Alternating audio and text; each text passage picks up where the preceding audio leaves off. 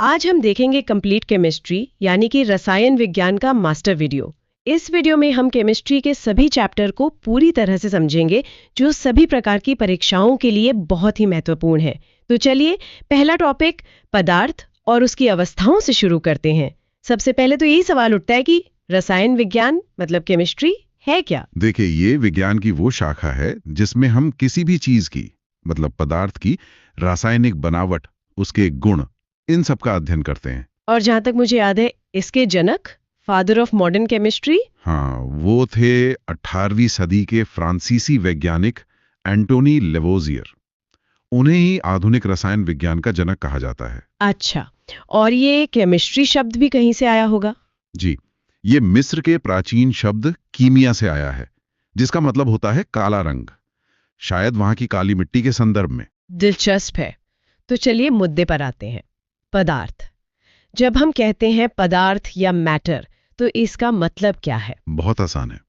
ब्रह्मांड में मौजूद हर वो चीज जिसमें वजन हो यानी द्रव्यमान हो और जो जगह घेरती हो वो पदार्थ है। जैसे कि ये मेज, पानी, हवा। बिल्कुल, जल, वायु, सोना, कुर्सी, ये सब पदार्थ हैं। लेकिन यहाँ एक जरूरी बात समझनी है। क्या? द्रव्य और द्रव में अंतर। द्रव्य यानी मैटर और द्रव यानी लिक्विड, ये दोनों अलग अलग हैं। अच्छा, ये बहुत लोग कंफ्यूज करते हैं। तो फिर क्या चीज पदार्थ नहीं है? जैसे प्रकाश या ध्वनि? सही पकड़ो आपने।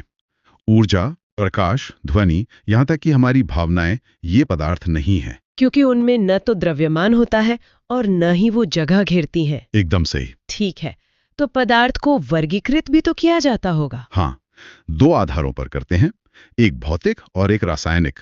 आज हम भौतिक आधार पर बात करेंगे। और भौतिक आधार पर तो हम सबने स्कूल में पढ़ा है, ठोस, द्रव और गैस। जी, ये मुख्य रूप से 3 अवस्थाएं हैं, लेकिन अब विज्ञान हमें बताता है कि कुल 5 अवस्थाओं के बारे में हमें पता है। 5? अच्छा, तो चौथी और पांचवी कौन सी हैं? चौथी है प्लाज्मा और पांचवी है बोस-आइंस्टाइन कंडेंसेट। वाह, चलिए फिर इन पांचों को एक एक करके समझते हैं। सबसे पहले ठोस अवस्था यानी सॉलिड स्टेट। इसमें तो सीधा सा है, वस्तु का आकार और आयतन दोनों ही निश्चित होते हैं। जैसे ये किताब या मेरा फोन, इनका आकार नहीं बदल रहा। और ऐसा इसलिए होता है क्योंकि ठोस के अणुओं के बीच में जो खाली जगह होती है, जिसे अंतर आणविक स्थान कहते हैं, वो बहुत कम होती है। और उनके बीच का आकर्षण बल बहुत ज्यादा होता होगा। बहुत ज्यादा। इसी वजह से उनका घनत्व यानी डेंसिटी भी ज्यादा होता है और आप उन्हें आसानी से दबा नहीं सकते, मतलब कंप्रेस नहीं कर सकते। ठीक है, अब आते हैं दूसरी अवस्था पर, द्रव यानी लिक्विड स्टेट। इसमें पदार्थ का आयतन तो निश्चित होता है, पर आकार नहीं। हाँ, जैसे पानी। 1 लीटर पानी को बोतल में रखो या जग में, रहेगा तो 1 लीटर ही, पर आकार बदल लेगा। बिल्कुल, और इसका कारण यह है कि द्रवों में अणुओं के बीच की जगह ठोस से थोड़ी ज्यादा होती है और आकर्षण बल थोड़ा कम। तो उनका घनत्व भी ठोस से कम हुआ। जी, ठोस की तुलना में कम होता है। और फिर आती है तीसरी अवस्था, गैसी अवस्था। इसमें तो सब कुछ अनिश्चित है। हाँ, गैस में पदार्थ का आकार और आयतन दोनों ही अनिश्चित होते हैं, जैसे कमरे में फैली हवा। ऑक्सीजन या कार्बन डाइऑक्साइड। जी, गैसों में अणुओं के बीच की जगह बहुत ही ज्यादा होती है और आकर्षण बल तो लगभग न के बराबर होता है। अच्छा, इसीलिए गैस को कंप्रेस करना बहुत आसान होता है ना? जैसे एलपीजी सिलेंडर में। एकदम सही।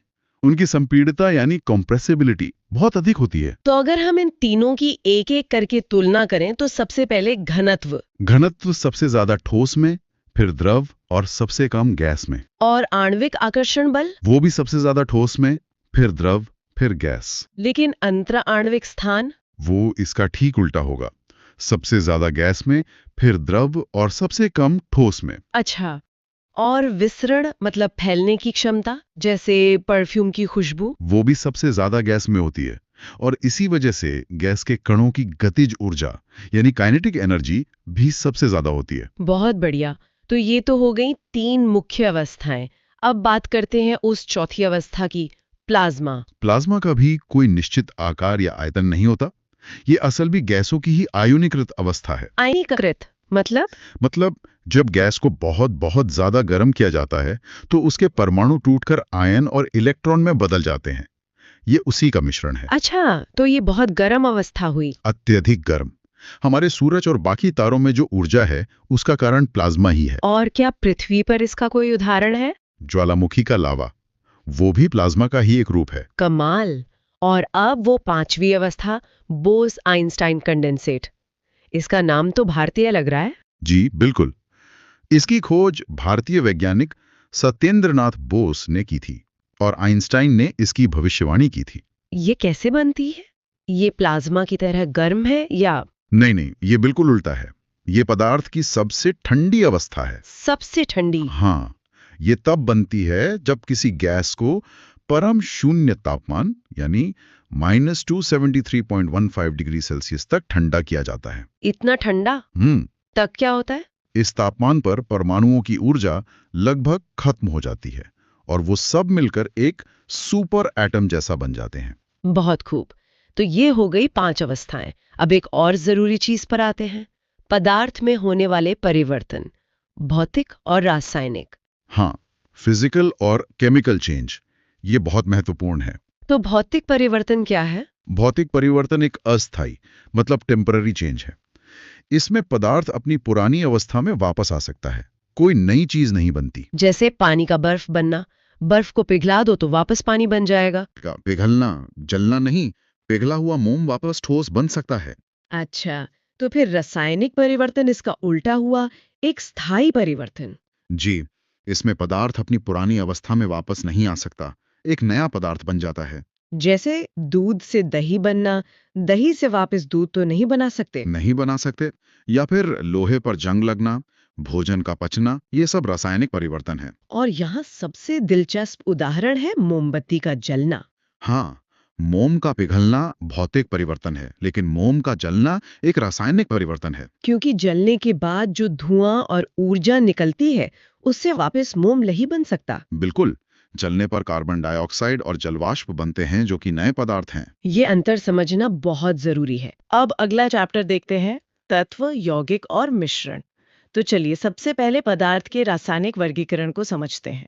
इसे मोटे तौर पर 3 हिस्सों में बांटा गया है, तत्व, यौगिक और मिश्रण। जी, और इसमें ये याद रखना बहुत जरूरी है कि तत्व और यौगिक ये दोनों शुद्ध पदार्थ की श्रेणी में आते हैं। शुद्ध पदार्थ। हाँ, और जो मिश्रण है उसे अशुद्ध पदार्थ कहते हैं। ये पहला फर्क है। ठीक है, तो सबसे पहले सबसे बेसिक यूनिट से शुरू करते हैं। तत्व क्या है? तत्व असल में वो शुद्ध पदार्थ हैं जो सिर्फ एक ही तरह के परमाणुओं मतलब एटम्स से बने होते हैं। एक ही तरह के? बिल्कुल, जैसे ऑक्सीजन है तो उसमें सिर्फ ऑक्सीजन के ही परमाणु होंगे, सोना है तो सिर्फ सोने के। अच्छा, जैसे सोना, चांदी, लोहा। हाँ, Au, Ag, Fe, अब तक कुल 118 तत्वों की खोज हो चुकी है।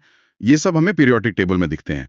इन्हें पहचानने का एक बड़ा आसान तरीका मैंने पढ़ा था। क्या? कि तत्व का जो प्रतीक होता है वो या तो एक अक्षर का होगा, जैसे ऑक्सीजन के लिए O, या फिर 2 अक्षरों का होगा जिसमें पहला कैपिटल और दूसरा छोटा होता है, जैसे सोने के लिए Au। ये बहुत ही बढ़िया पॉइंट है है ना? हाँ, क्योंकि अगर दोनों अक्षर कैपिटल हैं तो मतलब वो अलग-अलग तत्व हैं। जैसे NaCl में। बिल्कुल, Na सोडियम है और Cl क्लोराइड। ये तो बहुत काम की ट्रिक है। हाँ। अच्छा, अब कुछ परीक्षा के लिए जरूरी फैक्ट्स देख लेते हैं। जी, जैसे ब्रह्मांड में सबसे ज्यादा मात्रा में कौन सा तत्व मिलता है? वो है हाइड्रोजन। और हमारे वायुमंडल में? वायुमंडल में सबसे ज्यादा है नाइट्रोजन। और मानव शरीर में? मानव शरीर में सबसे ज्यादा है ऑक्सीजन। अच्छा, और पृथ्वी की जो ऊपरी परत है, मतलब अर्थ क्रस्ट, उस पर भी ऑक्सीजन ही सबसे ज्यादा है। तो ऑक्सीजन हमारे शरीर और धरती दोनों पर राज करता है। एक तरह से हाँ।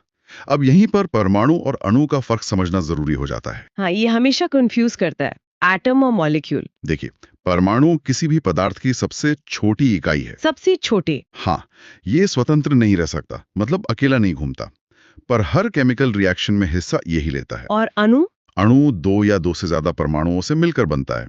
ये टीम है और ये प्रकृति में स्वतंत्र रह सकता है। अच्छा, जैसे हाइड्रोजन के 2 परमाणु H और H मिलकर हाइड्रोजन का एक अणु H2 बनाते हैं। समझ गए। तो अब बात करते हैं यौगिक की, यानी कंपाउंड की। जी, जब 2 या 2 से ज्यादा तत्व एक निश्चित अनुपात में, एक फिक्स्ड प्रोपोर्शन में मिलाए जाते हैं तो यौगिक बनता है। बिल्कुल, और यहाँ सबसे जरूरी शब्द है निश्चित अनुपात। मतलब अनुपात फिक्स रहेगा हमेशा। और इसकी सबसे बड़ी पहचान ये है कि इसका एक रासायनिक सूत्र, एक केमिकल फॉर्मूला होता है। जैसे पानी का H2O। एकदम सही। अब आप एक गिलास पानी लें या एक चम्मच, उसमें हाइड्रोजन और ऑक्सीजन के परमाणुओं का अनुपात हमेशा 2.1 ही रहेगा, ये कभी नहीं बदल सकता। कभी नहीं। और उदाहरण है जैसे सोडियम क्लोराइड NaCl या एल्यूमिनियम ऑक्साइड Al2O3।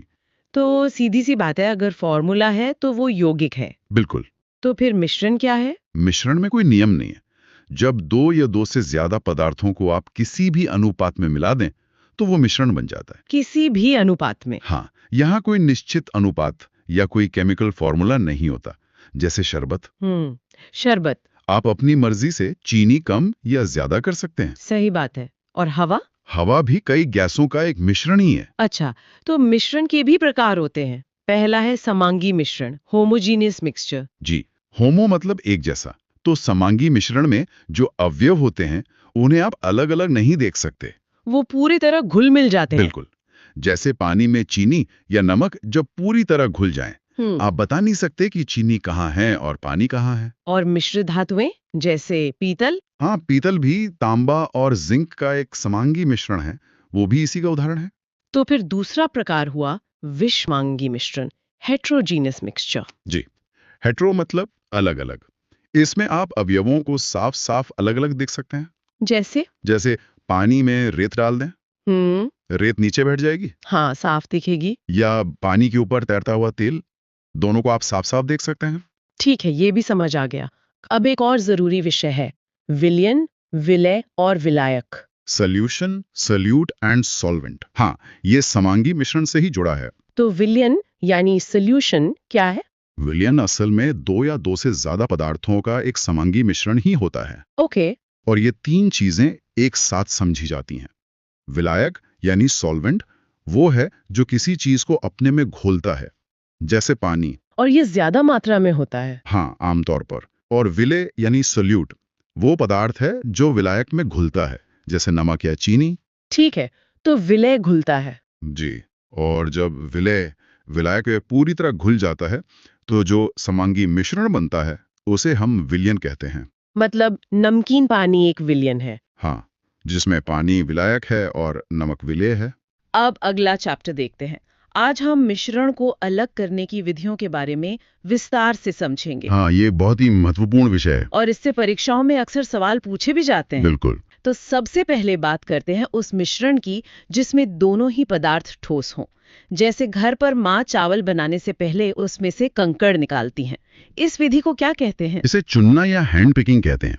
ये विधि तब काम करती है जब मिश्रण के कणों का आकार और मतलब उनकी आकृति अलग अलग हो और उन्हें आंखों से आसानी से देखा और उठाया जा सके। एकदम सही। अच्छा, और जब अनाज से भूसे को अलग करना हो, उसे तो हवा में उड़ाकर अलग करते हैं ना? उसे फटकना या विनोइंग कहते हैं।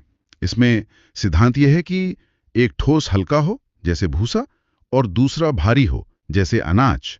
तो हवा अपना काम कर देती है? हाँ, हवा की मदद से हल्का पदार्थ उड़कर दूर गिरता है और भारी पदार्थ वो पास में ही जमा हो जाता है। इसके बाद आती है छानना या सीविंग विधि, जैसे मैंने मिस्त्रियों को रेत छानते हुए देखा है। सही। यह विधि तब बहुत उपयोगी है जब एक ठोस का आकार छोटा हो और दूसरे का बड़ा। जाली या छन्नी का उपयोग करके बारीक कण नीचे गिर जाते हैं और बड़े कण ऊपर ही रह जाते हैं। चाय छानने जैसा ही है ना? बिल्कुल वैसा ही। एक और दिलचस्प विधि है चुंबकीय पृथक्करण, मतलब मैग्नेटिक सेपरेशन। जैसा नाम से ही जाहिर है, इसका उपयोग तब होता है जब मिश्रण में एक पदार्थ चुंबकीय हो, जैसे लोहा। हाँ, जैसे लोहा, और दूसरा अचुंबकीय हो। अयस्क से लौहयुक्त खनिजों को निकालने के लिए कन्वेयर बेल्ट पर एक चुंबकीय रोलर का इस्तेमाल होता है। चुंबकीय पदार्थ रोलर से चिपक जाता है और अलग हो जाता है। और जो अशुद्धियां हैं वो दूर गिर जाती हैं। कमाल है। जी। तो ये तो हुई ठोस को ठोस से अलग करने की बात। अब देखते हैं कि किसी द्रव में घुले हुए ठोस को कैसे अलग किया जाए। इसका सबसे बड़ा उदाहरण तो है समुद्र के पानी से नमक बनाना। हाँ, और ये वाष्पीकरण यानी इवेपोरेशन विधि से होता है। अच्छा। इस विधि में सिद्धांत ये है कि मिश्रण में एक पदार्थ वाष्पशील हो, मतलब जो भाप बन सके जैसे पानी, और दूसरा अवाष्पशील हो जैसे नमक। बिल्कुल। मिश्रण को गर्म करने पर पानी तो भाप बन के उड़ जाता है और नमक नीचे रह जाता है। लेकिन रवाकरण या क्रिस्टलाइजेशन क्या है? मैंने सुना है ये ज्यादा शुद्ध तरीका है। आपने सही सुना है। इस विधि का उपयोग अकार्बनिक ठोस मिश्रणों को शुद्ध रूप में अलग करने के लिए किया जाता है। इसमें होता यह है कि अशुद्ध ठोस को एक विलायक में घोलकर गर्म किया जाता है। ठीक है। फिर उस विलयन को बहुत धीरे धीरे ठंडा करते हैं, जिससे शुद्ध पदार्थ क्रिस्टल के रूप में अलग हो जाता है। अच्छा, जैसे चीनी और नमक के मिश्रण को एथाइल अल्कोहल में गर्म करके अलग करना। एकदम सही उदाहरण है। अब आते हैं सबसे मुश्किल केस पर। अगर दो द्रव आपस में पूरी तरह मिले हों तो उन्हें कैसे अलग करेंगे? मान लीजिए पानी और एसीटोन का मिश्रण है। इसके लिए आसवन विधि यानी डिस्टिलेशन का प्रयोग होता है। ये तब काम करती है जब दोनों द्रवों के क्वथनांक मतलब बॉइलिंग पॉइंट में काफी अंतर हो। हाँ, जैसे पानी का क्वथनांक 100 डिग्री सेल्सियस है और एसीटोन का लगभग 56 डिग्री, काफी अंतर है। सही। तो मिश्रण को अगर हम 56 डिग्री सेल्सियस पर गर्म करें तो एसीटोन भाप बन जाता है।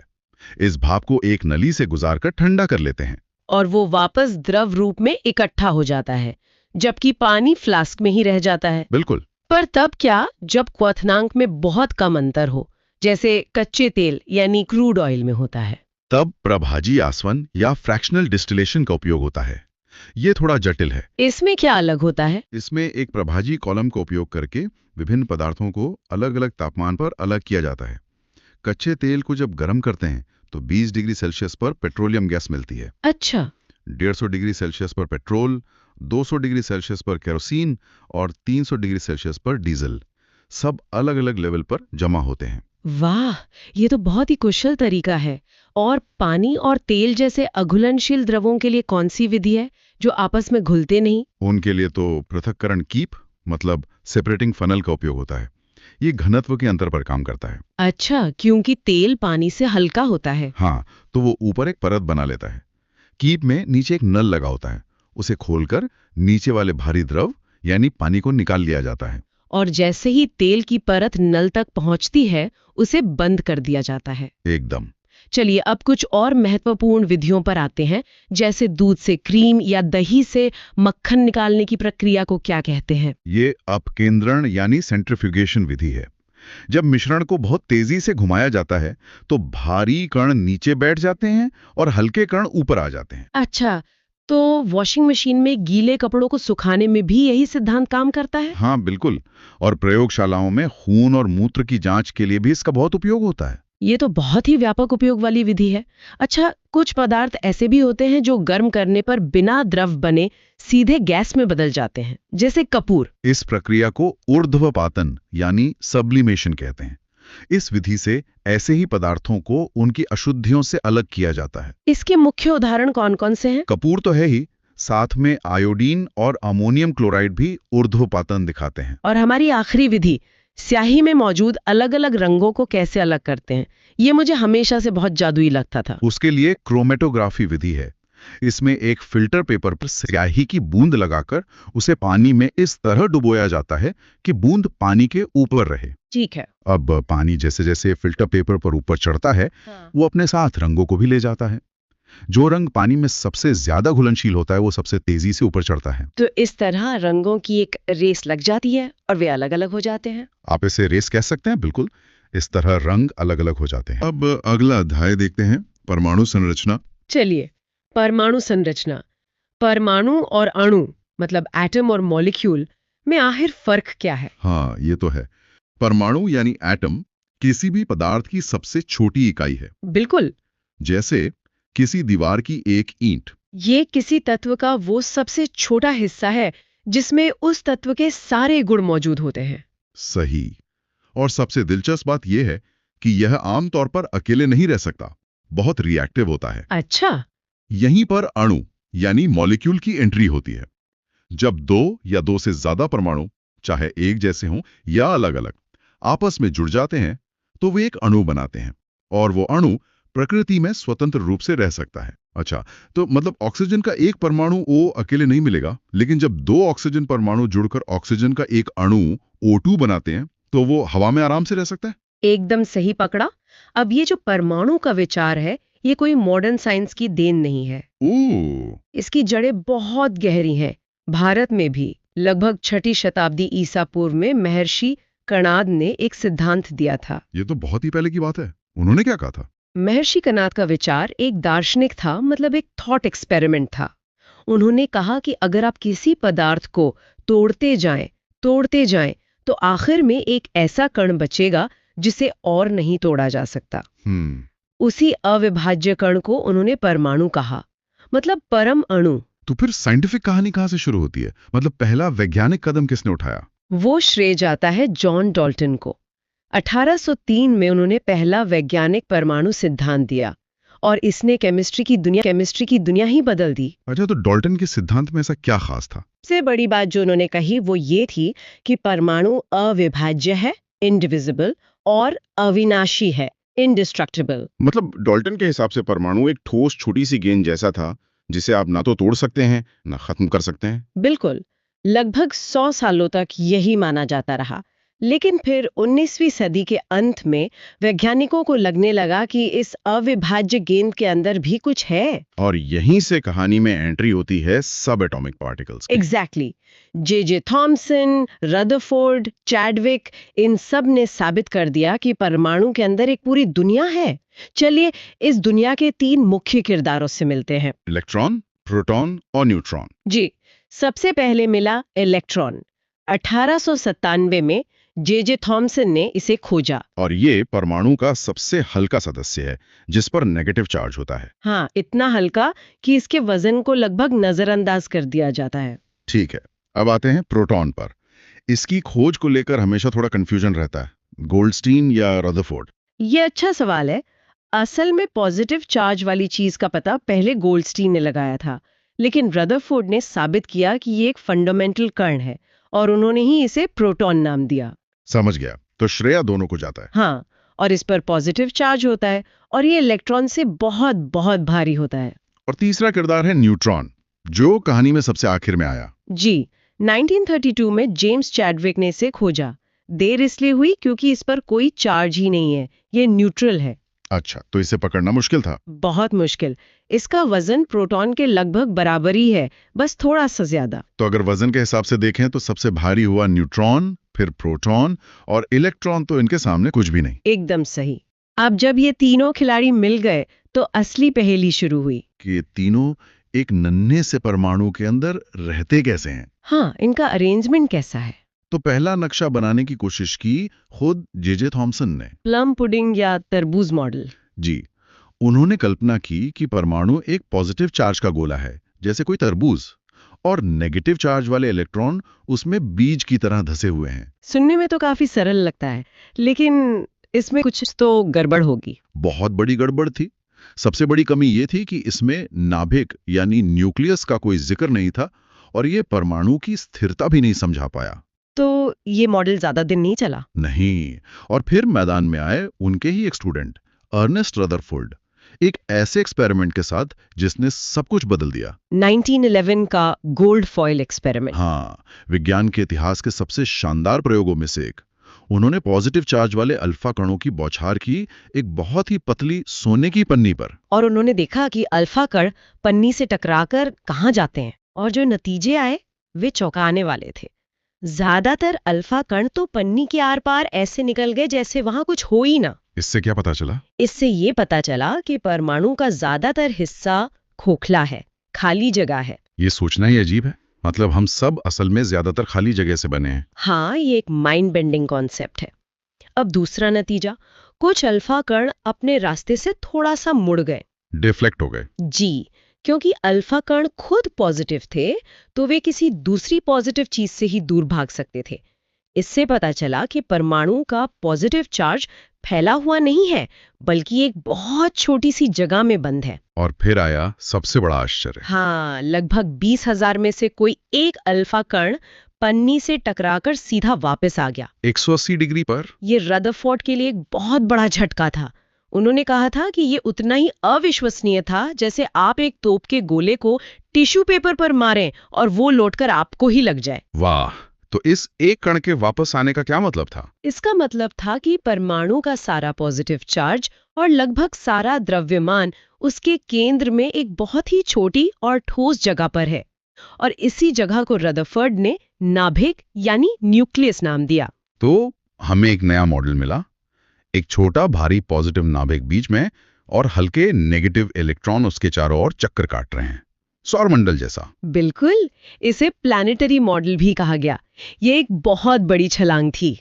लेकिन अरे, इसमें भी एक बहुत बड़ी समस्या थी। हाँ, बहुत बड़ी।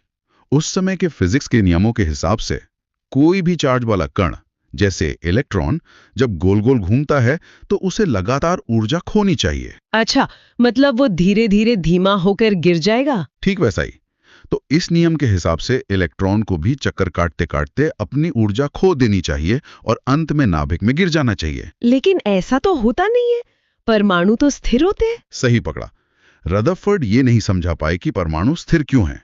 और यहीं पर एक और महान वैज्ञानिक नील्स बोर ने कहानी को आगे बढ़ाया। तो रदरफोर्ड की पहेली को सुलझाने के लिए बोर आए। हाँ, 1913 में बोर ने इस समस्या को सुलझाने के लिए क्लासिकल फिजिक्स को छोड़कर एक बिल्कुल नए आइडिया का सहारा लिया, जिसे क्वांटम थ्योरी कहते हैं। क्वांटम थ्योरी, इसका सरल मतलब क्या है?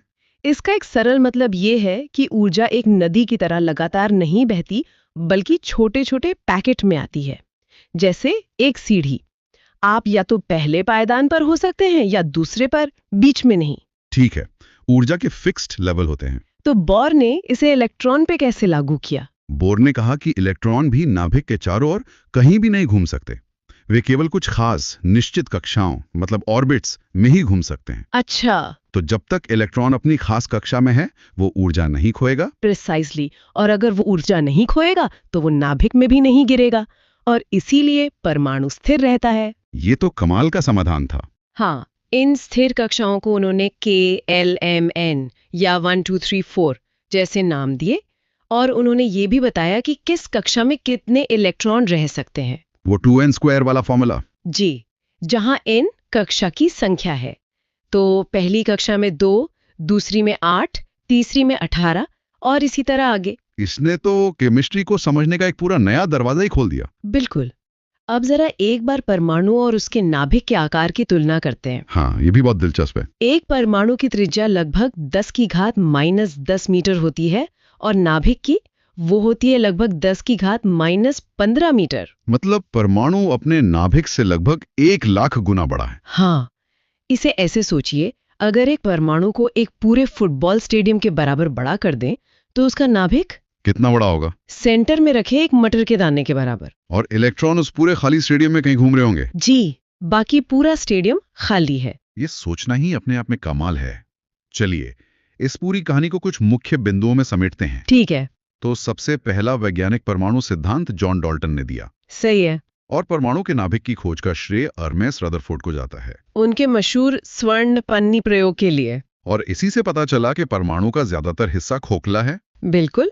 फिर आते हैं हमारे 3 किरदार। इलेक्ट्रॉन की खोज जे थॉमसन ने 1897 में की। प्रोटॉन की खोज गोल्डस्टीन ने, और न्यूट्रॉन की, जो सबसे आखिरी में मिला, उसकी खोज जेम्स चैडविक ने की। सही। और अंत में नील्स बोर आए, जिन्होंने क्वांटम थ्योरी का इस्तेमाल करके बताया कि इलेक्ट्रॉन खास ऊर्जा वाली स्थिर कक्षाओं में घूमते हैं। बिल्कुल।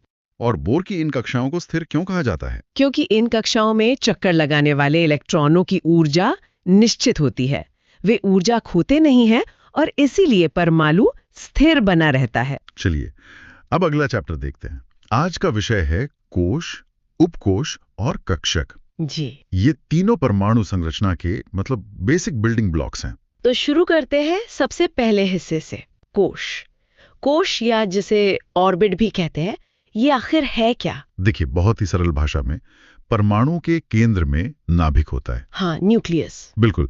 उस नाभिक के चारों ओर इलेक्ट्रॉन जिस एक गोलाकार रास्ते पर घूमते हैं, उसे ही हम कोश या कक्षा कहते हैं। अच्छा, तो ये वो मेन रास्ते हैं जिन पर इलेक्ट्रॉन चक्कर लगाते हैं। एकदम सही।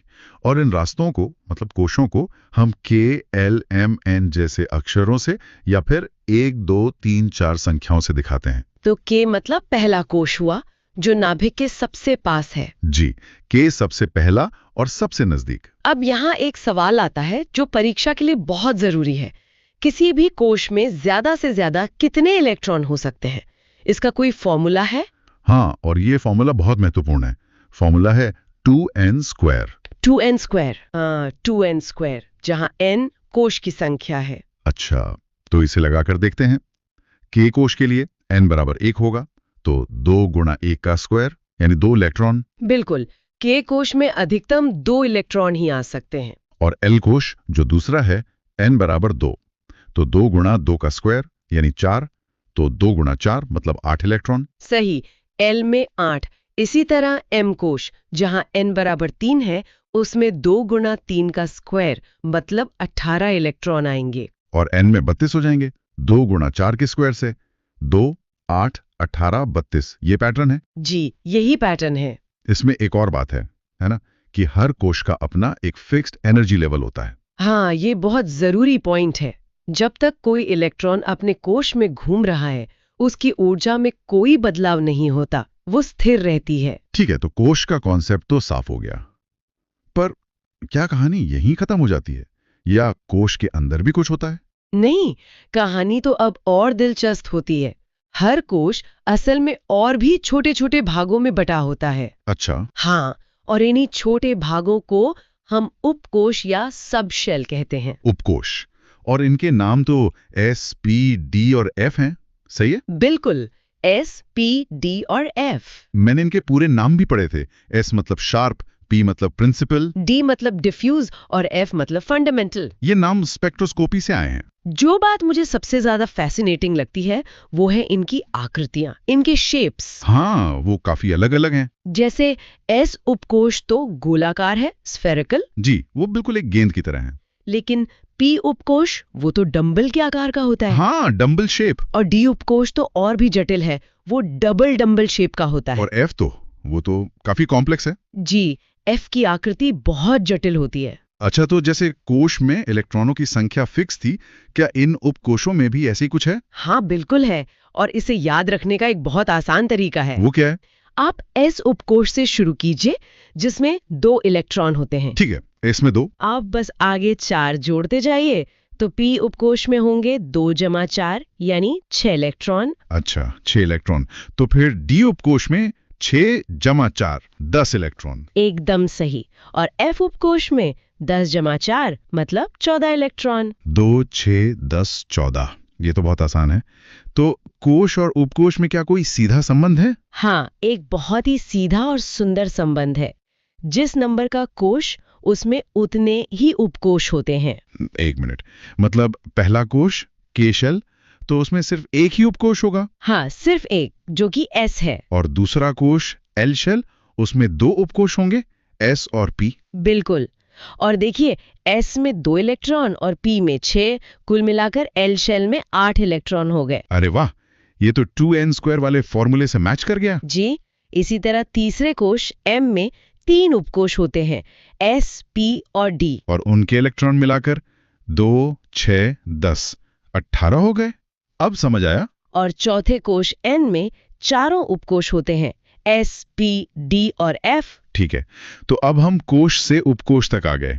अब इससे भी छोटी कोई इकाई है क्या? हाँ, अब हम आते हैं सबसे छोटी और सबसे सटीक इकाई पर, जिसे कहते हैं कक्षक या ऑर्बिटल। ऑर्बिटल, ये क्या है? ये उपकोश के अंदर का वो खास इलाका है, वो 3D स्पेस, जहां इलेक्ट्रॉन के पाए जाने की संभावना सबसे ज्यादा, मतलब 90% से भी ज्यादा होती है। अच्छा, तो ये इलेक्ट्रॉन का असली घर है एक तरह से। आप कह सकते हैं। और इस घर के 2 बहुत मजबूत नियम हैं, जो कभी नहीं टूटते। क्या नियम है? पहला नियम, एक कक्षक में ज्यादा से ज्यादा सिर्फ 2 इलेक्ट्रॉन ही रह सकते हैं, 2 से ज्यादा कभी नहीं। सिर्फ 2? ठीक है। और दूसरा नियम? दूसरा नियम ये बताता है कि किस उपकोश में कितने कक्षक होंगे। और ये बहुत आसान है। किसी उपकोश में जितने इलेक्ट्रॉन होते हैं, कक्षकों की संख्या उसकी आधी होती है। आधी होती है। अच्छा, तो इसे लगा कर देखते हैं। S उपकोश में 2 इलेक्ट्रॉन थे, तो 2 का आधा हुआ 1, मतलब S में सिर्फ एक कक्षक होगा। बिल्कुल सही। S उपकोश में सिर्फ एक ही कक्षक होता है। और P उपकोश में 6 इलेक्ट्रॉन थे, तो 6 का आधा 3 कक्षक। हाँ, P उपकोश में 3 कक्षक होते हैं। तो D उपकोश में 10 का आधा 5 कक्षक होंगे और F में 14 का आधा 7 कक्षक। एकदम सही। 1, 3, 5, 7, ये एक सीरीज बन जाती है। ठीक है, अब ये पूरी तस्वीर साफ हो रही है। पर एक और सवाल दिमाग में आ रहा है पूछिए। कि इन कक्षकों में इलेक्ट्रॉन भरते कैसे हैं? मतलब मान लीजिए P उपकोश में 3 कक्षक हैं और मुझे उसमें 4 इलेक्ट्रॉन भरने हैं, तो मैं कैसे भरूंगा? बहुत अच्छा सवाल है, और इसी के लिए हुंड का नियम है। हुंड का नियम, ये क्या कहता है? ये नियम बहुत सरल है। ये कहता है कि किसी भी उपकोष के कक्षकों में इलेक्ट्रॉन का जोड़ा, मतलब पेयरिंग, तब तक नहीं होती जब तक कि उस उपकोष के सभी कक्षकों में एक एक इलेक्ट्रॉन न भर जाए। एक एक इलेक्ट्रॉन मतलब पहले सबको एक एक मिलेगा, उसके बाद ही जोड़ा बनना शुरू होगा। बिल्कुल, इलेक्ट्रॉन पहले अकेले रहना पसंद करते हैं। जब हर कक्षक में एक एक आ जाता है, तब जो अतिरिक्त इलेक्ट्रॉन होता है वो आकर जोड़ा बनाता है। हम इलेक्ट्रॉन की दिशा को तीर के निशान से दिखाते हैं, है ना? हाँ, ऊपर की ओर और नीचे की ओर। ऊपर की ओर तीर मतलब क्लॉकवाइज स्पिन, और नीचे की ओर तीर एंटी क्लॉकवाइज स्पिन को दिखाता है। तो चलिए अब अगला चैप्टर देखते हैं। चैप्टर है ऑफ-बाउ का सिद्धांत और क्वांटम संख्या। तो शुरू करते हैं ऑफ-बाउ सिद्धांत से। ये नाम सुनने में मतलब किसी वैज्ञानिक का लगता है, पर जहां तक मुझे पता है ये किसी का नाम नहीं है ना? बिल्कुल सही, ये कोई साइंटिस्ट नहीं थे। ऑफ बाउ एक जर्मन शब्द है जिसका मतलब होता है निर्माण करना या टू बिल्ड अप। अच्छा, टू बिल्ड अप। हाँ, तो ये सिद्धांत हमें यही बताता है कि एक परमाणु में इलेक्ट्रॉनों का निर्माण कैसे होता है, मतलब वो किस क्रम में अपनी जगह लेते हैं। अच्छा, निर्माण करना। तो ये एक तरह से जैसे कोई इमारत बना रहे हो, जहां हम पहली मंजिल पहले भरते हैं, फिर दूसरी, फिर तीसरी। बहुत बढ़िया एनालॉजी है, बिल्कुल वैसा ही है। ये सिद्धांत कहता है कि इलेक्ट्रॉन हमेशा सबसे कम ऊर्जा वाले उपकोष यानी सब शेल में। सब शेल में पहले जाते हैं। आप इसे ऐसे समझें कि वो सबसे सस्ता या ग्राउंड फ्लोर का कमरा है। जब वो पूरा भर जाता है, तभी इलेक्ट्रॉन उससे ज्यादा ऊर्जा वाले कमरे में जाते हैं। ले भरनी है, इसके लिए एक डायग्राम होता है, सही कहा? हाँ, एक डायग्राम होता है जिससे ऊर्जा का क्रम याद रखा जाता है, लेकिन ऑडियो पर उसे बनाना सिखाना थोड़ा मुश्किल हो सकता है। सुनने वालों के लिए कल्पना करना भी कठिन होगा। ये बात भी सही है। तो उसके बजाय हम सीधे उस क्रम पर ही ध्यान देते हैं जो उस डायग्राम से निकल कर आता है। हाँ, ये बेहतर रहेगा। तो क्या है वो क्रम? क्रम है 1s, फिर 2s, फिर 2p, उसके बाद 3s, फिर 3p, और यहाँ एक बहुत दिलचस्प मोड़ आता है। क्या? ज्यादातर लोग सोचेंगे कि 3p के बाद 3d आना चाहिए, क्योंकि वो भी तीसरी मंजिल का ही हिस्सा है। हाँ बिल्कुल, 3s 3p, तो अगला तो 3d ही होना चाहिए। लगता तो यही है, लेकिन असल में ऐसा होता नहीं है। प्रकृति में 4s उपकोष की ऊर्जा 3d से थोड़ी कम होती है। अरे, इसलिए इलेक्ट्रॉन 3p भरने के बाद तीसरी मंजिल के d ब्लॉक को छोड़कर पहले चौथी मंजिल के 4s कमरे में जाते हैं। ये तो अजीब है। मतलब चौथी मंजिल का एक कमरा तीसरी मंजिल के एक कमरे से पहले भर रहा है, ऐसा क्यों? ये सब ऊर्जा का खेल है। इलेक्ट्रॉन सबसे आसान रास्ता चुनते हैं, सबसे कम ऊर्जा वाला, और 4s उन्हें 3d के मुकाबले कम ऊर्जा वाला रास्ता लगता है। अच्छा। एक बार 4s भर जाता है, तब जाकर इलेक्ट्रॉन वापस तीसरी मंजिल के बचे हुए 3d उपकोष में जाना शुरू करते हैं। तो सही क्रम बनता है 3p, फिर 4s और उसके बाद 3d। ये बात तो साफ हो गई। अब इन s, p, d, f कमरों में कितने कितने इलेक्ट्रॉन रह सकते हैं, इसकी भी तो कोई सीमा होगी? बिल्कुल, हर तरह के उपकोष की अपनी क्षमता है। s उपकोष में ज्यादा से ज्यादा 2 इलेक्ट्रॉन आ सकते हैं। ठीक है, s में 2, p उपकोष में 6 इलेक्ट्रॉन, 6। d उपकोष में 10 और f उपकोष में 14। ठीक है, 2, 6, 10, 14, ये सब थ्योरी में तो ठीक है, पर असल में ये काम कैसे करता है? कोई असली तत्व लेकर देखें। हाँ, क्यों नहीं। सोडियम का उदाहरण लेते हैं। उसका परमाणु क्रमांक 11 है। मतलब उसमें 11 मेहमानों यानी इलेक्ट्रॉनों को हमें इन कमरों में ठहराना है। चलिए सोडियम के 11 इलेक्ट्रॉनों को भरते हैं। सबसे पहला और सबसे कम ऊर्जा वाला कमरा कौन सा है? 1s। 1s, हाँ। इसमें 2 इलेक्ट्रॉन आ सकते हैं, तो हम 2 इलेक्ट्रॉन यहाँ भर देंगे। इसे लिखेंगे 1s स्क्वायर। अब हमारे पास 9 इलेक्ट्रॉन बचे। ठीक है, 1s भर गया। अगला नंबर 2s का है। हम्म s है तो इसमें भी 2 ही इलेक्ट्रॉन आएंगे, तो ये हो गया 2s स्क्वायर। कुल 4 इलेक्ट्रॉन भर गए, 7 बाकी हैं। 2s के बाद क्रम आता है 2p का। हम्म p की क्षमता 6 इलेक्ट्रॉनों की है और हमारे पास 7 बाकी हैं, तो हम पूरे 6 इलेक्ट्रॉन इसमें भर सकते हैं। तो ये बन गया 2p6। हाँ, अब तक कुल 2 + 2 + 6 यानी 10 इलेक्ट्रॉन अपनी अपनी जगह ले चुके हैं। हम था 3s का, तो वो आखिरी 11वां इलेक्ट्रॉन 3s वाले कमरे में चला जाएगा, तो हम लिखेंगे 3s1। एकदम सही। तो सोडियम का पूरा इलेक्ट्रॉनिक विन्यास हुआ 1s², 2s², 2p6, 3s1। और ये जो आखिरी इलेक्ट्रॉन है ना 3s1 वाला, हाँ, यही सोडियम के सारे रासायनिक गुण तय करता है कि वो पानी से कैसे रिएक्ट करेगा या वो इतना मुलायम क्यों है। सब कुछ इसी एक इलेक्ट्रॉन पर निर्भर करता है। कमाल है। तो अफबाउ सिद्धांत से हमें इलेक्ट्रॉन का एक मोटा मोटा पता चल गया। जैसे सोडियम का सबसे जरूरी इलेक्ट्रॉन 3s मोहल्ले में रहता है। लेकिन अगर हमें उसका मकान नंबर, कमरे का नंबर और ये भी जानना हो कि उस कमरे में वो किस तरफ मुंह करके बैठा है, तो मुझे लगता है यहीं पर क्वांटम संख्याएं काम आती हैं। आपने बिल्कुल सही पकड़ा। इलेक्ट्रॉनिक विन्यास हमें सिर्फ शहर और मोहल्ला बताता है। क्वांटम संख्याएं हमें उस इलेक्ट्रॉन का पूरा पोस्टल एड्रेस देती हैं। मतलब एकदम सटीक पता, इतना सटीक कि हम उस एक इलेक्ट्रॉन को करोड़ों दूसरे इलेक्ट्रॉनों से अलग पहचान सकते हैं। इसीलिए आपने जो शुरू में आधार कार्ड वाली बात कही थी, वो एकदम सटीक है। तो ये आधार कार्ड यानी क्वांटम संख्याएं कितनी तरह की होती हैं? ये 4 तरह की होती हैं जो मिलकर इलेक्ट्रॉन का पूरा पता बताती हैं। पहली है मुख्य क्वांटम संख्या, प्रिंसिपल क्वांटम नंबर, जिसे n से दिखाते हैं। n, ठीक है। ये है इलेक्ट्रॉन का शहर। दूसरी है द्विगंशी क्वांटम संख्या, एजिमुथल क्वांटम नंबर, जिसे l से दिखाते हैं।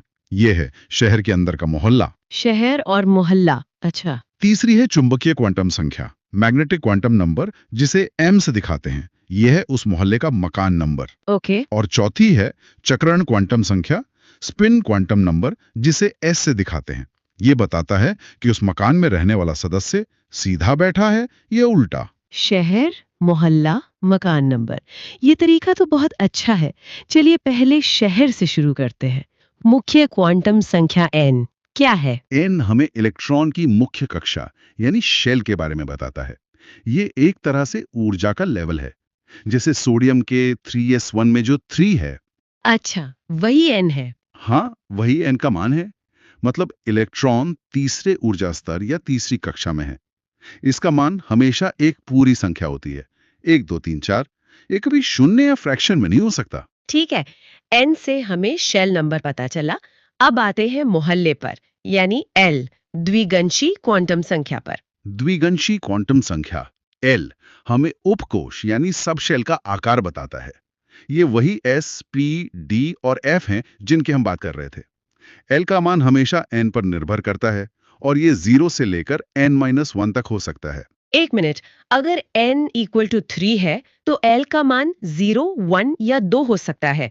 इसका मतलब तीसरी कक्षा में S, P और D तीनों तरह के उपकोश मौजूद है। बिल्कुल, तीसरी कक्षा एक बड़े शहर की तरह है जिसमें 3 तरह के मोहल्ले हैं। हर मोहल्ले का एक कोड है जो L का मान है। क्या कोड है? अगर L = 0 है तो वो S उपकोश है। अगर L = 1 है तो वो P उपकोश है। अगर L = 2 है तो वो D उपकोश है। और L = 3 हुआ तो F उपकोश। एकदम। तो N = 3 में S, P और D तीनों तरह के सब शेल्स मौजूद हैं। अच्छा, तो n हमें शेल बताता है और l हमें उस शेल के अंदर का सब शेल। अब आते हैं मकान नंबर पर, यानी चुंबकीय क्वांटम संख्या m पर। M हमें उपकोश के अंदर मौजूद कक्षक यानी ऑर्बिटल के बारे में बताता है। ऑर्बिटल वो असली 3D जगह है जहां इलेक्ट्रॉन के पाए जाने की संभावना सबसे ज्यादा होती है। और इसका मान? M का मान L पर निर्भर करता है और ये -L से लेकर +L तक होता है, शून्य को मिलाकर। इसे एक उदाहरण से समझाइए। P उपकोश का उदाहरण लेते हैं। जरूर, P उपकोश के लिए हमने देखा L = 1 होता है, तो M के मान होंगे -1, 0 और +1। अच्छा, तो 3 मान हुए। हाँ, इसका मतलब है कि P उपकोश या P मोहल्ले में 3 अलग-अलग मकान यानी ऑर्बिटल हैं। इसी तरह D उपकोश के लिए L = 2 होता है, तो M के 5 मान होंगे, -2, -1, 0, +1, +2, यानी D मोहल्ले में 5 मकान हैं। समझ गए। और सब उपकोश के लिए L = 0 होगा तो m का मान सिर्फ 0 होगा। मतलब S मोहल्ले में बस एक ही मकान है। एकदम परफेक्ट। अब आखिरी संख्या S यानी चक्रण क्वांटम संख्या। ये तो इलेक्ट्रॉन के घूमने यानी स्पिन से जुड़ा है। जी, ये बताता है कि इलेक्ट्रॉन अपने अक्ष पर किस दिशा में घूम रहा है। एक ऑर्बिटल यानी एक मकान में ज्यादा से ज्यादा 2 ही इलेक्ट्रॉन रह सकते हैं और प्रकृति का नियम है कि दोनों का स्पिन हमेशा एक दूसरे से उल्टा होना चाहिए। अच्छा। मुझे याद है स्कूल में हम मजाक करते थे कि एक ऑर्बिटल में रहने वाले दो इलेक्ट्रॉन एक दूसरे से इतना तंग आ जाते हैं कि हमेशा उल्टी दिशा में ही घूमते हैं। ये तो अच्छी बात है। अगर इलेक्ट्रॉन घड़ी की सुई की दिशा में घूम रहा है तो s का मान +½ होता है। इसे हम ऊपर की ओर बने तीर से दिखाते हैं। क्लॉकवाइज। हाँ, और अगर वो घड़ी की सुई की उल्टी दिशा में घूम रहा है, मतलब एंटी क्लॉकवाइज, तो s का मान -½ होता है। इसे हम नीचे की ओर बने तीर से दिखाते हैं। तो अब हमारे पास चारों चाबियां हैं। चलिए ताला खोलकर देखते हैं। सोडियम का उदाहरण वापस लेते हैं और उसके 9वें इलेक्ट्रॉन की चारों क्वांटम संख्याएं निकालते हैं। बहुत अच्छा विचार है। सोडियम का विन्यास था 1s², 2s², 2p6, 3s1। पहला कदम ये पता लगाना कि 9वां इलेक्ट्रॉन है कहाँ। ठीक है, हिसाब लगाते हैं। पहले 1s² में 2 इलेक्ट्रॉन, फिर 2s² में और 2, कुल 4 हो गए। इसके बाद 2p6 आता है जिसमें 6 इलेक्ट्रॉन हैं। तो 5वां, 6वां, 7वां, 8वां, 9वां और 10वां ये सभी 2p वाले उपकोष में ही होंगे। बिल्कुल। मतलब हमारा टारगेट 9वां इलेक्ट्रॉन 2p में छिपा है। बिल्कुल सही। तो अब हमारा पूरा ध्यान सिर्फ 2p पर रहेगा। यहीं से हमें n, l, m और s के मान मिलेंगे। सबसे पहले n का मान। 2p के आगे 2 लिखा है, तो ये साफ है कि मुख्य क्वांटम संख्या n = 2 है। ये तो आसान था। अब l का मान। हमारा इलेक्ट्रॉन p उपकोष में है, तो p का कोड 1 था, तो l = 1। बहुत बढ़िया, 2 पते मिल गए। शहर नंबर 2, मोहल्ला नंबर 1। अब आता है मुश्किल हिस्सा, मकान नंबर का पता लगाना। P मोहल्ले में 3 मकान हैं, -1, 0 और +1। हमारा 9वां इलेक्ट्रॉन इनमें से किस में है? हाँ, ये कैसे पता चलेगा? इसके लिए हमें हुंड का नियम समझना होगा। ये बहुत मजेदार नियम है। इसे बस की सीट का नियम समझिए। बस की सीट का नियम? हाँ, जब आप एक खाली बस में चढ़ते हैं तो आप पहले से बैठे किसी यात्री के बगल में नहीं बैठते, आप एक खाली सीट ढूंढते हैं। इलेक्ट्रॉन भी बिल्कुल ऐसा ही करते हैं। अच्छा, तो इलेक्ट्रॉन भी सोशल डिस्टेंसिंग का पालन करते हैं? आप ऐसा कह सकते हैं। तो 2p में जो 3 ऑर्बिटल -1, 0, +1 है, वो 3 खाली सीटें हैं। हमारे 5वें से 10वां इलेक्ट्रॉन यहाँ आएंगे। अच्छा। 5वां इलेक्ट्रॉन पहली सीट पर बैठेगा, -1 पर। 6ठा इलेक्ट्रॉन दूसरी सीट पर, 0 पर। और 7वां इलेक्ट्रॉन तीसरी सीट पर, +1 पर। सभी सीधे तीर के साथ। ठीक है, अब बस की सारी सीटें एक-एक करके भर गई हैं। मतलब हुंड का नियम जाने बिना हम कभी पता ही नहीं लगा सकते थे कि 9वां इलेक्ट्रॉन कहाँ जाएगा। सही कहा। तो अब 8वां इलेक्ट्रॉन कहाँ जाएगा? अब जगह नहीं बची तो जोड़ा बनाना ही पड़ेगा। 8वां इलेक्ट्रॉन वापस पहली सीट, -1 पर जाएगा, लेकिन अब वो उल्टा होकर बैठेगा, मतलब उल्टा तीर। और हमारा टारगेट 9वां इलेक्ट्रॉन। वो दूसरी सीट यानी 0 वाले ऑर्बिटल में जाकर जोड़ा बनाएगा, उल्टे तीर के साथ।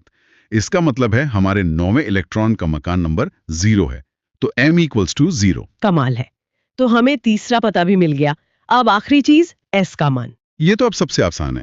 चूंकि 9वां इलेक्ट्रॉन 0 वाले ऑर्बिटल में दूसरा सदस्य है और उसका तीर नीचे की ओर है, तो उसका स्पिन एंटी क्लॉकवाइज है, मतलब s = -½ एकदम सही।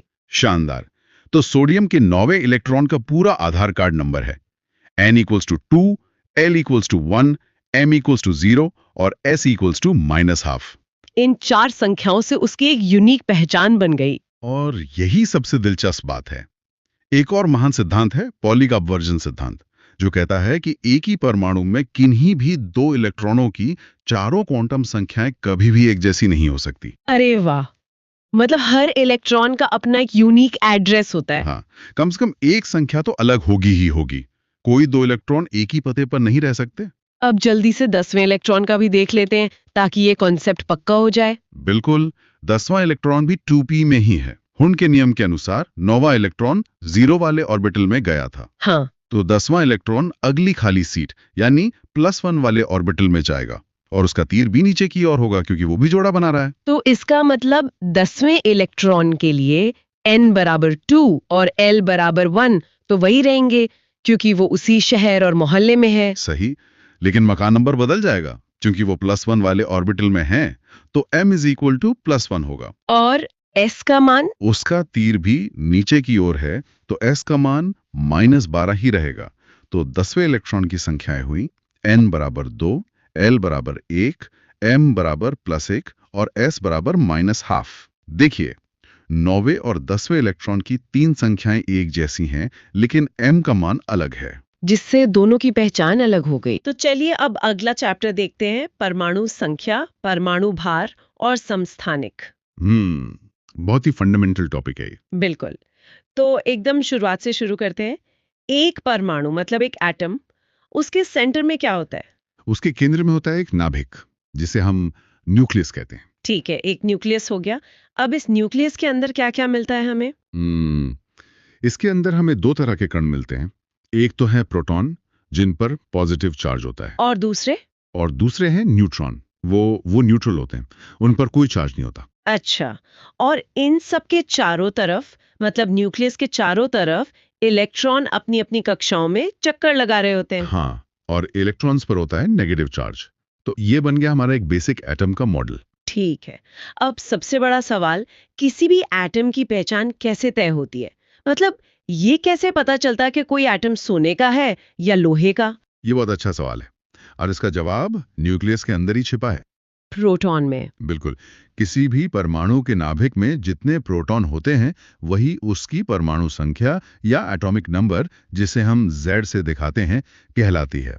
अच्छा, तो मतलब प्रोटॉन की संख्या ही उस तत्व का आधार कार्ड नंबर है। एकदम सही। यही खोज वैज्ञानिक मोजले ने की थी। उन्होंने बताया कि तत्व की असली पहचान उसका परमाणु क्रमांक है, उसका भार नहीं। तो अगर किसी के नाभिक में 6 प्रोटॉन हैं, तो वो हमेशा कार्बन ही रहेगा, चाहे कुछ भी हो जाए? हाँ बिल्कुल। आप न्यूट्रॉन बदल दीजिए, इलेक्ट्रॉन कम ज्यादा कर दीजिए, पर अगर 6 प्रोटॉन हैं, तो वो कार्बन ही है। लेकिन एक सामान्य उदासीन परमाणु में तो प्रोटॉन और इलेक्ट्रॉन की संख्या बराबर होती है ना? हाँ, एक न्यूट्रल एटम में जितने पॉजिटिव प्रोटॉन होते हैं, उतने ही नेगेटिव इलेक्ट्रॉन होते हैं। तभी तो चार्ज बैलेंस होता है। तो फिर हम पहचान के लिए इलेक्ट्रॉन को क्यों नहीं गिनते? क्योंकि इलेक्ट्रॉन वो आते जाते रहते हैं। एटम इलेक्ट्रॉन खो भी सकता है, पा भी सकता है, लेकिन प्रोटॉन नाभिक में मजबूती से बंधे रहते हैं। इसलिए पहचान हमेशा प्रोटॉन से ही होती है। समझ गए। पहचान का मामला तो सेट हो गया। अब आते हैं वजन पर। परमाणु का भार, या जिसे हम एटॉमिक मास कहते हैं, वो कैसे तय होता है? देखिए, परमाणु का लगभग सारा वजन उसके नाभिक यानी न्यूक्लियस में ही होता है। क्योंकि इलेक्ट्रॉन तो बहुत हल्के होते हैं। हाँ, निग्लिजिबल होते हैं।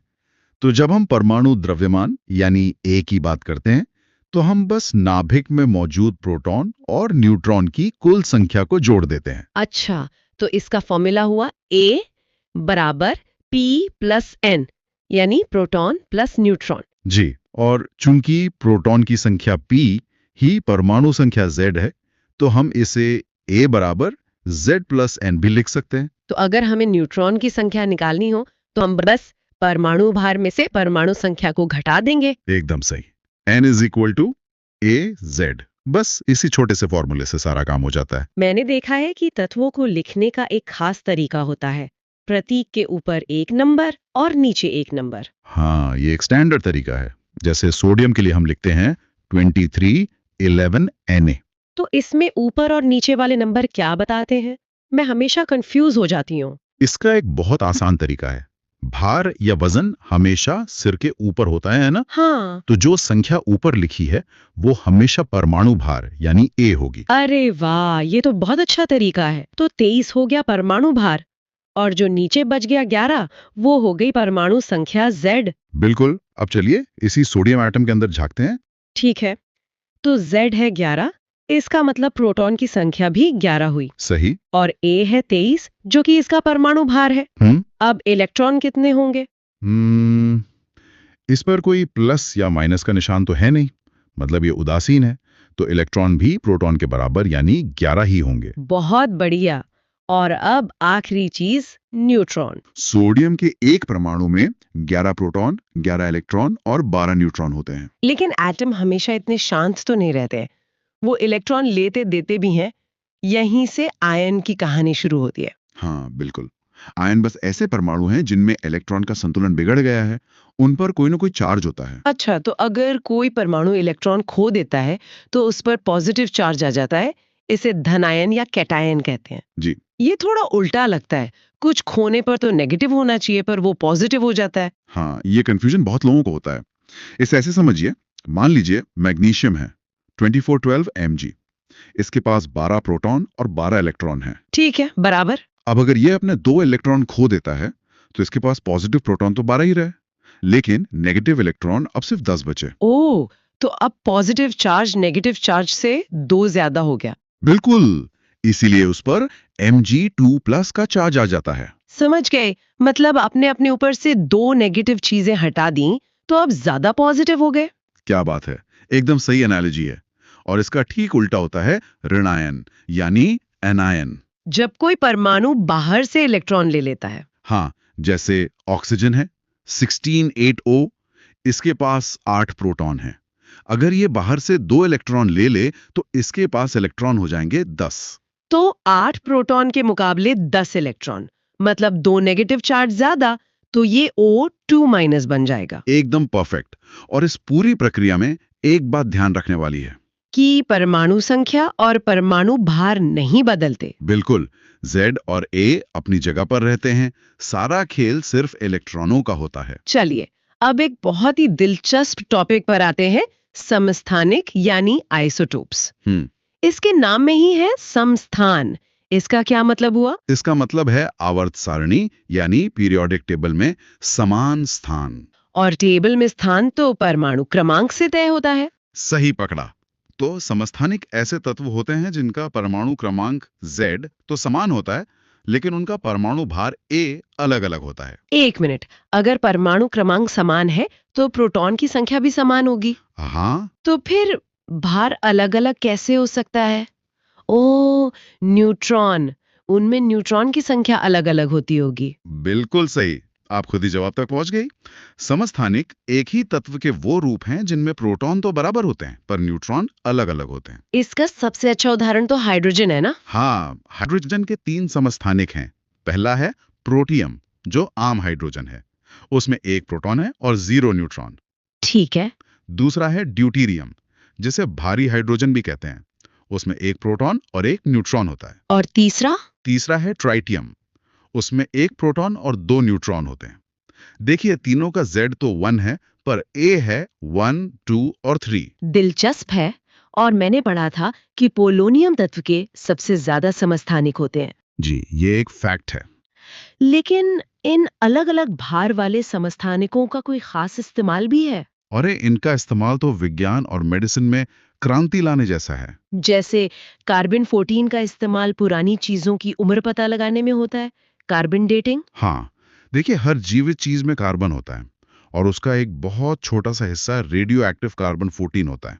जब तक कोई जीव जिंदा है वो इसे लेता रहता है। बिल्कुल, लेकिन मरने के बाद वो नया कार्बन 14 लेना बंद कर देता है और जो पहले से शरीर में है वो एक तय दर से खत्म होने लगता है।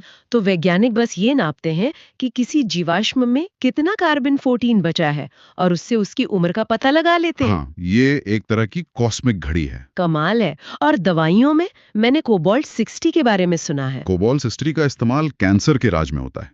इससे बहुत शक्तिशाली गामा किरणें निकलती हैं जो कैंसर कोशिकाओं को नष्ट कर देती हैं। अच्छा, और भी कुछ उदाहरण है? बहुत है।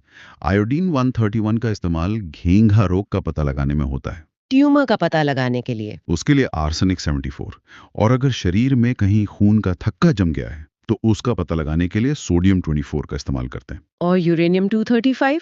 वो तो परमाणु भट्टी में ईंधन का काम करता है जिससे बिजली बनती है। वाह। अब इन मिलते जुलते नामों पर आते हैं। आइसोटोप के बाद है समभारिक यानी आइसोबार्स। अगर समस्थानिक का मतलब समान स्थान था तो समभारिक का मतलब समान भार होगा। आपका लॉजिक एकदम सही है। समभारिक वे तत्व होते हैं जिनका परमाणु भार यानी A तो समान होता है, लेकिन परमाणु क्रमांक यानी Z अलग-अलग होता है। मतलब ये तत्व ही अलग-अलग होते हैं। हाँ, जैसे आर्गन और कैल्शियम को लीजिए। आर्गन का परमाणु क्रमांक 18 है और कैल्शियम का 20। दोनों बिल्कुल अलग है। पर आर्गन 18R40 और कैल्शियम 20C40, दोनों का परमाणु भार 40 ही होता है। है ना अजीब। अच्छा, अगला है